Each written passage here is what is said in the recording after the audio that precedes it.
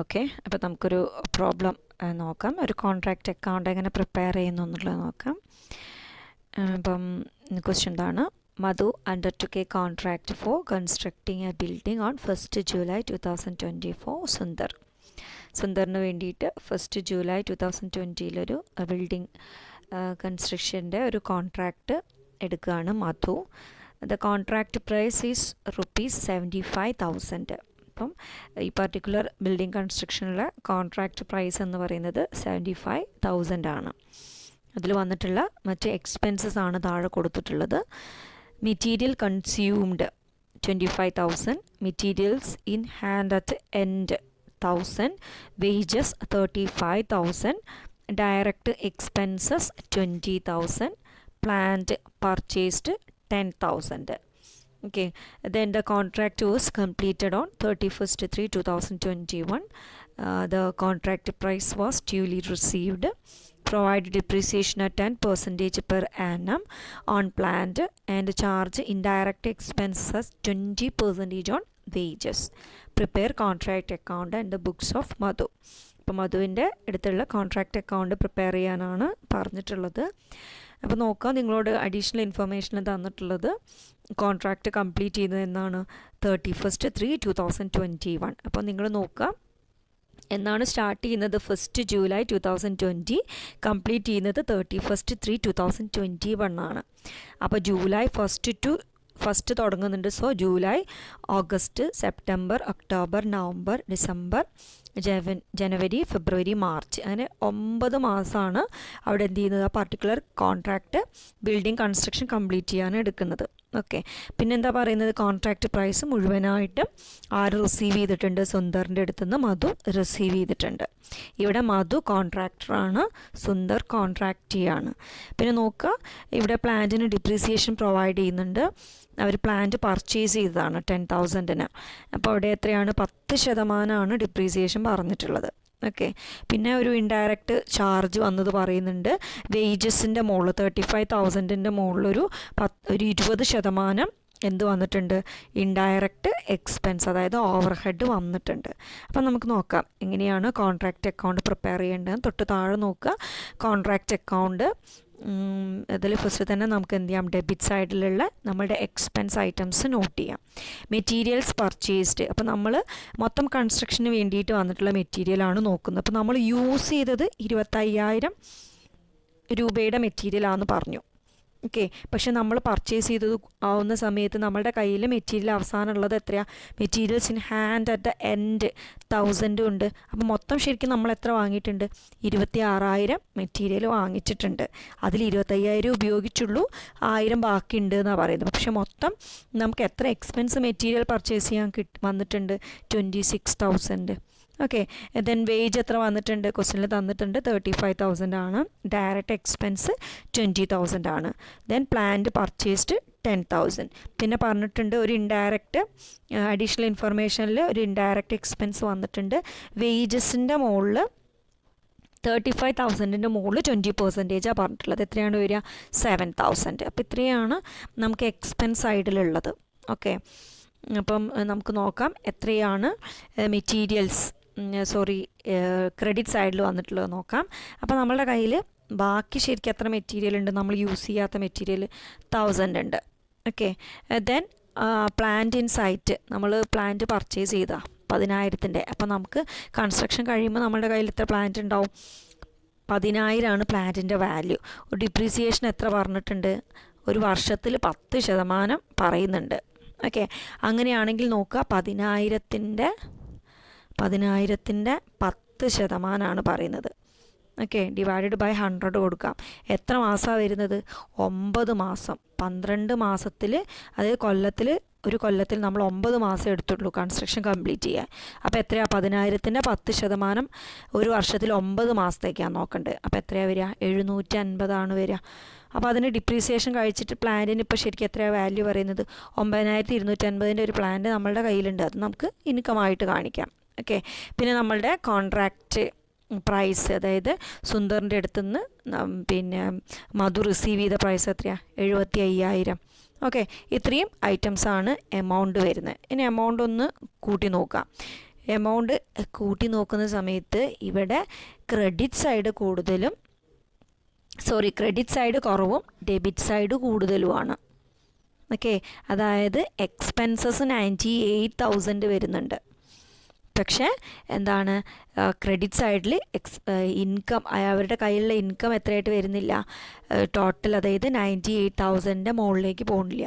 അപ്പോൾ അവിടെ വരുന്നത് എന്താ, നഷ്ടമാണ്. 12,750 രൂപ നഷ്ടമാണ് ആർക്കുള്ളത്, ഈ കോൺട്രാക്ടർക്ക് വന്നിട്ടുള്ളത്. ഓക്കെ, മധുവിന് വന്നിട്ടുള്ളത് നഷ്ടമാണ്, പ്രോഫിറ്റ് ഓർ ലോസാണ്. ഇതിൽ ലോസാണ് ഒക്കർ ചെയ്തിരിക്കുന്നത്. അതുകൊണ്ടാണ് ക്രെഡിറ്റ് സൈഡിൽ ബാലൻസ് വന്നത്. അതായത് എക്സ്പെൻസ് സൈഡ് കൂടുതലും ഇൻകം സൈഡ് കുറവും ആയതുകൊണ്ടാണ് എന്ത് വന്നിട്ടുള്ളത്, ഡെബിറ്റ് സൈഡ് കൂടുതലും ക്രെഡിറ്റ് സൈഡ് കുറവും ആയതുകൊണ്ടാണ് ക്രെഡിറ്റ് സൈഡിനകത്ത് ബാലൻസ് വന്നിട്ടുള്ളത്. അപ്പോൾ അതെന്താണ്, ലോസാണ്. ഓക്കെ, അപ്പം ഇങ്ങനെയാണ് ഒരു കോൺട്രാക്റ്റ് അക്കൗണ്ട് പ്രിപ്പയർ ചെയ്യുന്നത്. ഓക്കെ, അപ്പോൾ നമ്മൾ കംപ്ലീറ്റഡ് കോൺട്രാക്റ്റ് ആണ് ഇപ്പോൾ നോക്കിയിട്ടുള്ളത്. ഓക്കെ, അപ്പം നമുക്ക് പറഞ്ഞു പ്രോഫിറ്റ് അസർട്ടൈൻ ചെയ്യാൻ 2 അക്കൗണ്ട് വരുന്നുണ്ട്. എങ്ങനെയാണ്, കംപ്ലീറ്റഡ് കോൺട്രാക്ട്സ് ഉണ്ട്, അതുപോലെ തന്നെ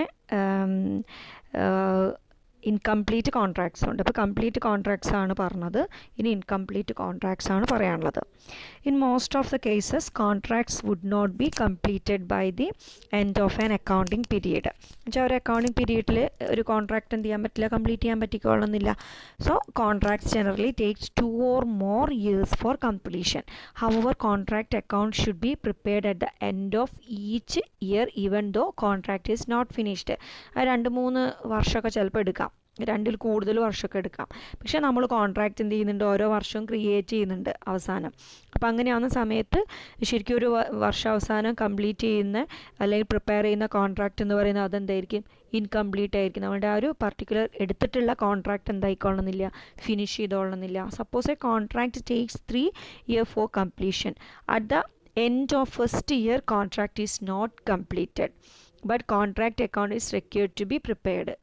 എന്താണ്, അവിടെ എന്തായാലും ഒരു വർഷമായിട്ടുണ്ടെങ്കിൽ കോൺട്രാക്റ്റ് അക്കൗണ്ട് പ്രിപ്പയർ ചെയ്യണം. The incomplete contract is called work in progress. അപ്പോൾ ഫിനിഷ് ആയിട്ടില്ല, എന്നുവെച്ചാൽ 3 വർഷം എടുത്തിട്ട് കംപ്ലീറ്റ് ചെയ്യാനുള്ള ഒരു ബിൽഡിംഗ് ആണെങ്കിൽ 1 വർഷം കഴിഞ്ഞാൽ ആ ഇൻകംപ്ലീറ്റ് കോൺട്രാക്റ്റിനെ പറയുന്നത് വർക്ക് ഇൻ പ്രോഗ്രസ് എന്നാണ്.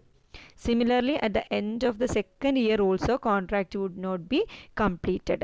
അപ്പോൾ അവിടെ എന്തായിരിക്കും, സെക്കൻഡ് ഇപ്പോൾ 3 വർഷം എടുത്തിട്ട് കംപ്ലീറ്റ് ചെയ്യേണ്ടതാണെങ്കിൽ ഫസ്റ്റ് വർഷം കഴിയുന്ന സമയത്ത് എന്താണ്, അക്കൗണ്ട് പ്രിപ്പയർ ചെയ്യും.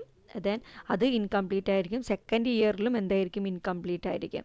But contract account should be prepared. അവിടെ എന്ത് ചെയ്യണം, നമ്മളൊരു കോൺട്രാക്റ്റ് അക്കൗണ്ട് പ്രിപ്പയർ ചെയ്യണം. At this time also the unfinished contract is known as work in progress. അവിടെയും നമ്മൾ എന്ത് ചെയ്യുന്നുണ്ട്, ഒരു അൺഫിനിഷ്ഡ് കോൺട്രാക്റ്റ് ക്രിയേറ്റ് ചെയ്യുന്നുണ്ട്. അതാണ് എന്തെന്ന് പറയുന്നത്, വർക്ക് ഇൻ പ്രോഗ്രസ് എന്ന് പറയുന്നത്.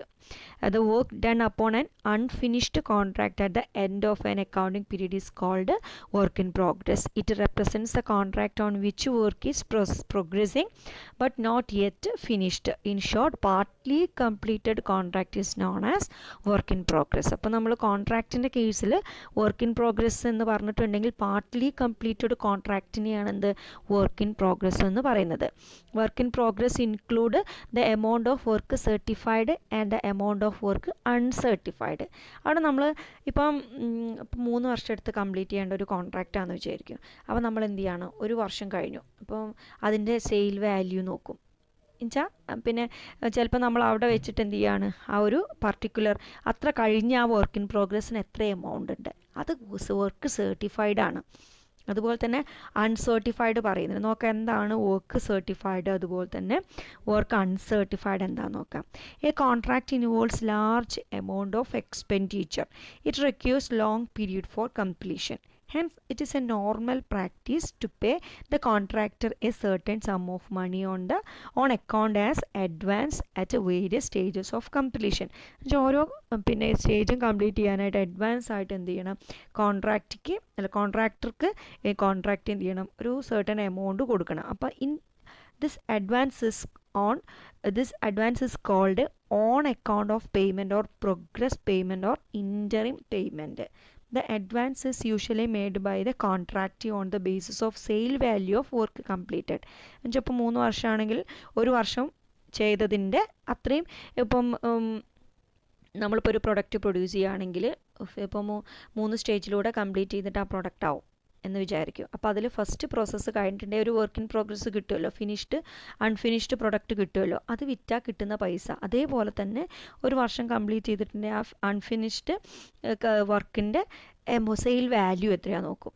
ഓക്കെ, ആ സെയിൽ വാല്യൂവിനെ പിന്നെ നമ്മൾ കണ്ടുപിടിക്കുന്നത് for assessing the value of work computed up to a specified period and engineer or architect will be appointed by the contracting. അപ്പോൾ അവിടെ ഒരു സർവേയറെ, അതായത് ഒരു ആർക്കിടെക്റ്റിനെ എന്ത് ചെയ്യും, ഈ കോൺട്രാക്റ്റി അപ്പോയിൻറ്റ് ചെയ്യും. എന്ന് വെച്ചാൽ ഈ സെയിൽ വാല്യൂ എത്രയാണെന്നുള്ള ഐഡൻറ്റിഫൈ ചെയ്യാൻ വേണ്ടിയിട്ട്. അപ്പോൾ അവരൊരു സർട്ടിഫിക്കറ്റ് ഇഷ്യൂ ചെയ്യും. അതാണ് എന്ത് പറയുന്നത്, വർക്ക് സർട്ടിഫൈഡ് എന്ന് പറയുന്നത്. ഒരു സ്പെസിഫൈഡ് എമൗണ്ട് ഡേറ്റ് വരെ കംപ്ലീറ്റ് ചെയ്തിട്ടുള്ള ആ വർക്കിൻ്റെ ഒരു സെയിൽ വാല്യൂ സർട്ടിഫൈഡ് ചെയ്യും, സ്റ്റേറ്റ് ചെയ്യും. അതാണ് വർക്ക് സർട്ടിഫൈഡ് എന്ന് പറയുന്നത്. Then work uncertified, work which has been done but not certified, അതായത് വർക്ക് കഴിഞ്ഞിട്ടുണ്ട് പക്ഷേ സർട്ടിഫൈ ചെയ്തിട്ടില്ലെങ്കിൽ അത് വർക്ക് അൺസർട്ടിഫൈഡ് ആണ്. It is the value of work done since certification it is valued at cost. കോസ്റ്റിനനുസരിച്ചാണ് എന്ത് ചെയ്യുന്നത്, അവിടെ ആ പർട്ടിക്കുലർ വർക്കിൻ്റെ വാല്യൂ ചെയ്യുന്നത്. ഓക്കെ, അല്ലാതെ മറ്റേ നമ്മൾ പറഞ്ഞു സർട്ടിഫൈഡ് വർക്ക് സർട്ടിഫൈഡിൽ നമുക്ക് അതിൻ്റെ സെയിലബിൾ വാല്യൂ ആണ്. ഇവിടെ എത്രയാണോ പിന്നെ ആ അത്രയും വർക്കിന് വന്നിട്ടുള്ള കോസ്റ്റ്, അത് വെച്ചിട്ടാണ് എന്ത് ചെയ്യുന്നത്, വാല്യൂ കണക്കാക്കുന്നത്. ദെൻ അതിൽ വരുന്ന ഒന്നാണ് റീറ്റൻഷൻ മണി. റീറ്റൻഷൻ മണി എന്ന് പറഞ്ഞിട്ടുണ്ടെങ്കിൽ generally the whole amount of work certified shall not be paid immediately. നമ്മളിപ്പം വർക്ക് സർട്ടിഫൈഡ് വെച്ചിട്ട് ഒരു അഡ്വാൻസ് എമൗണ്ട് എന്ത് ചെയ്യും, കോൺട്രാക്ടർക്ക് കൊടുക്കും. അപ്പോൾ പക്ഷേ എന്ത് ചെയ്യുന്നില്ല, മുഴുവനായിട്ടും പെട്ടെന്ന് തന്നെ എന്ത് ചെയ്യുന്നില്ല, ഇമ്മീഡിയറ്റ് ആയിട്ട് പേ ചെയ്യുന്നില്ല. അതിലൊരു സർട്ടൺ പെർസെൻറ്റേജ് റീറ്റെയിൻ ചെയ്തിട്ടാണ് എന്ത് ചെയ്യുന്നത്, കൊടുക്കുന്നത്. എന്നിട്ട് കോൺട്രാക്റ്റ് കംപ്ലീറ്റ് ചെയ്തിട്ടാണ് ഫുൾ പേയ്മെൻറ്റ് കണ്ടക്ട് ചെയ്യുക. അതാണ് റിറ്റൻഷൻ മണി എന്ന് പറയുന്നത്. ഓക്കെ, ആൻഡ് ദെൻ നമുക്ക് ഡിസ്കസ് ചെയ്യാനുള്ളത് പ്രോഫിറ്റ് ഓൺ ഇൻകംപ്ലീറ്റ് കോൺട്രാക്റ്റ് ആണ്. അപ്പം അങ്ങനെയാണെങ്കിൽ ഇൻകംപ്ലീറ്റ് കോൺട്രാക്റ്റിലുള്ള പ്രോഫിറ്റ് എങ്ങനെയാണ് ഐഡൻറ്റിഫൈ ചെയ്യുന്നത് നോക്കാം. അതിൽ large construct contracts take number of years for completion.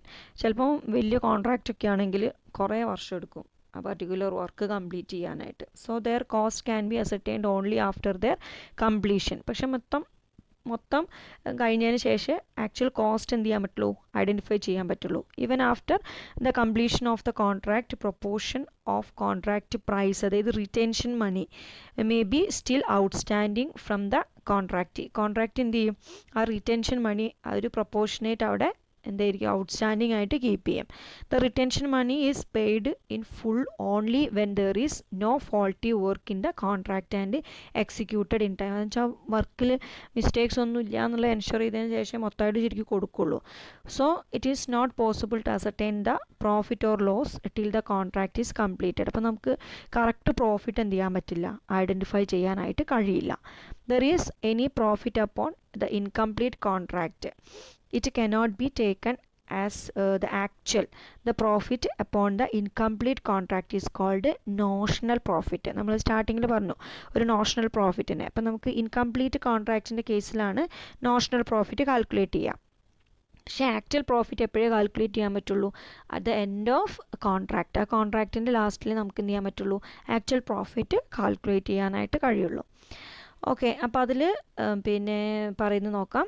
It is desirable to take into account reasonable proportion of notional profit. നമുക്ക് എന്ത് ചെയ്യാം, നമ്മളുടെ കൺവീനിയൻസിനനുസരിച്ച് ഒരു പ്രൊപ്പോർഷൻ ക്രിയേറ്റ് ചെയ്തിട്ട് എന്ത് ചെയ്യാം, നോഷണൽ പ്രോഫിറ്റ് ഇൻകംപ്ലീറ്റ് കോൺട്രാക്റ്റിൻ്റെ കേസിൽ കണ്ടക്ട് ചെയ്യാൻ ഒരു 3 പ്രിൻസിപ്പിൾ പറയുന്നുണ്ട്. നോക്കാം. If the contract completed is 1/4 or less than 1/4, അതായത് ഒന്നുകിൽ കാൽഭാഗം അല്ലെങ്കിൽ കാൽഭാഗത്തിൻ്റെ താഴെ കോൺട്രാക്റ്റ് കംപ്ലീറ്റ് ചെയ്തിട്ടുണ്ടെങ്കിൽ, contract which has just started, full amount of notional profit should be transferred to work in progress as reserve. അതായത് മൊത്തമായിട്ട് എന്ത് ചെയ്യുന്നുണ്ട്, നോഷണൽ പ്രോഫിറ്റായിട്ട് ട്രാൻസ്ഫർ ചെയ്യുന്നുണ്ട്. അതായത് ഇപ്പം കാൽഭാഗത്തിൽ ഒന്നുകിൽ കാൽഭാഗം അല്ലെങ്കിൽ കാൽഭാഗത്തിൽ താഴെയാണെങ്കിൽ നമ്മൾ മുഴുവനായിട്ടും reserve work in progress reserve ആയിട്ടാണ് എന്ത് ചെയ്യുന്നത്, ട്രാൻസ്ഫർ ചെയ്യുന്നത്. എന്തിലേക്ക് ട്രാൻസ്ഫർ ചെയ്യില്ല, പ്രോഫിറ്റ് ആൻഡ് ലോസ് അക്കൗണ്ടിലേക്ക് മാറ്റില്ല. ഓക്കെ, പിന്നത്തെ കേസ് പറയുന്നത് if the contract complete is more than 1/4 but less than 1/2, അതായത് ഹാഫ്, അതായത് കാൽഭാഗത്തിൽ കൂടുതലുമാണ് പക്ഷേ പകുതി ആയിട്ടുമില്ല. അപ്പോൾ അങ്ങനെയാവുന്ന സമയത്ത് 1/3 of the notional profit should be taken to profit and loss account. അതിൽ 1/3 ഭാഗം എന്ത് ചെയ്യുന്നുണ്ട്, പ്രോഫിറ്റ് ആൻഡ് ലോസ് അക്കൗണ്ടിലേക്ക് മാറ്റുന്നുണ്ട്. ഒരു ഇക്വേഷൻ പറയുന്നുണ്ട്. എത്രയാണ് നോഷണൽ പ്രോഫിറ്റ് നോക്കുക, നോഷണൽ പ്രോഫിറ്റ് ഇൻറ്റു എന്നുവെച്ചാൽ പർട്ടിക്കുലർ കോൺട്രാക്റ്റ്, ഇപ്പോൾ നമ്മൾ കോൺട്രാക്റ്റ് 1 ഇയർ കഴിയുമ്പോൾ കണ്ടുപിടിക്കുമല്ലോ, അതിലൊരു പ്രോഫിറ്റ് ഉണ്ടാവില്ലേ, ആ പ്രോഫിറ്റാണ് നോഷണൽ പ്രോഫിറ്റ് എന്ന് പറയുന്നത്. ആ പ്രോഫിറ്റിൻ്റെ 1/3 നോഷണൽ പ്രോഫിറ്റ് ഇൻറ്റു 1/3 ഇൻറ്റു എത്രയാണോ ക്യാഷ് റിസീവ് ചെയ്തത് ഡിവൈഡഡ് ബൈ എത്രയാണ് വർക്ക് സർട്ടിഫൈ ചെയ്തിട്ടുള്ള സെയിൽ വാല്യൂ എത്രയാണ് നോക്കുക. അങ്ങനെ കിട്ടുന്ന എമൗണ്ടാണ് നമ്മൾ എന്ത് ചെയ്യുന്നത്, പ്രോഫിറ്റ് ആൻഡ് ലോസ് അക്കൗണ്ടിലേക്ക് ട്രാൻസ്ഫർ ചെയ്യുന്നത്. ബാക്കി വരുന്ന ഭാഗം balance of notional profit shall be transfer to work in progress as reserve.